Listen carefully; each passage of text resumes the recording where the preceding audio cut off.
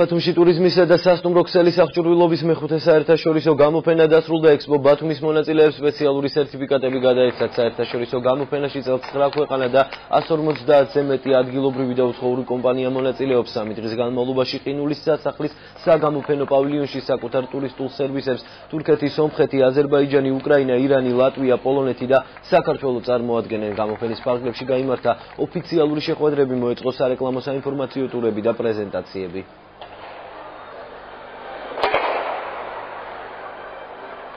როგორც თავიანთ მხარეს, ასევე ჩვენ მხარესაც ვწევენ პოპულარიზაციას თავიანთ რეგიონებში.